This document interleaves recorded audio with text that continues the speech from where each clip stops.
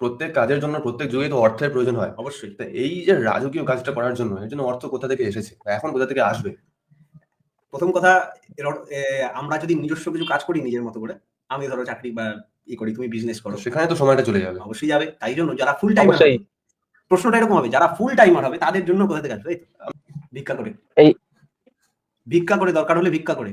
আর আরো ভালো হয় যেটা ঠাকুর করেছিলেন তখনকার টাইমে, সেবা দিয়ে। সেবা দিয়ে কি লাইভের মাধ্যমে তো সেবাটা দিচ্ছি, আবার না, কি না, সেবা দিচ্ছি আমার থেকে ভাই? না, ঠিক আছে।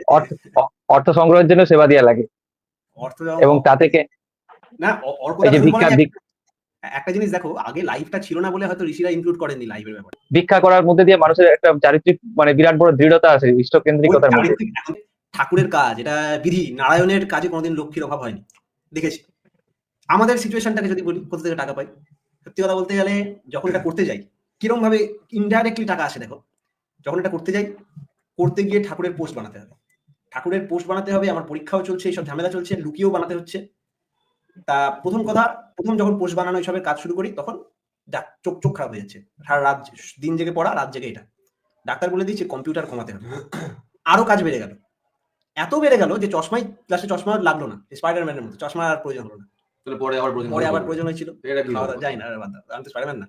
তো যখন এটা হলো তখন এই যে গ্রাফিক্স ডিজাইনিং এর যেগুলো আমি জানতে পারলাম, পাশাপাশি আবার টাকা লাগবে। আমি আপওয়ার্ক, তারপরে ফ্রিল্যান্সার, ওখানে গিয়ে আমরা কয়েকটা কাজ খুঁজলাম। ওখানে গিয়ে গ্রাফিক্স ডিজাইনিং, যেটা আমার কোনোদিন শেখার কথা ছিল না, ভিডিও এডিটিং, যেটা আমার কখনো শেখার কথা, এমনি শিখতাম না, ওগুলোকে আমি কাজে লাগালাম। কাজে লাগিয়ে টাকা আনলাম, থেকে আমার কাজটা ছেড়ে দিলাম। ওই টাকা দিয়ে আবার আমি ঠাকুরের কোনো কাজই করলাম। তাহলে এইখান থেকে বলতে গেলে আমি ঠাকুরেরই কাজ করি, টাকা পাচ্ছি। নাম্বার 1। নাম্বার 2, আগে যেমন এই লাইভের মতো ব্যাপারটা ছিল না, তেমন আগেকার সময় লাইভের থেকে আসা রেভিনিউ এর ব্যাপারটাও ছিল না। আগে হয়তো এক ঘরে বসে চেঁচিয়ে চেঁচিয়ে মাইক লাগিয়ে হয়তো 500 জনের কাছে পৌঁছাতে পারতাম। আজকে সেটা 50,000 জনের কাছে পৌঁছাতে পারি। হয়তো 50,000 সাপোর্ট করবে না, তার মধ্যে 1000 জন সাপোর্ট করলো, 25,000 সাপোর্ট করলো, তারা 1 টাকাই দিক, কিন্তু 1 টাকা তো দেবে 25,000 জন। ব্যালেন্স হয়ে যাচ্ছে, কিন্তু কৌশিক দরকার তাহলে ব্যাপ্তি, দরকার ব্যাপ্তি।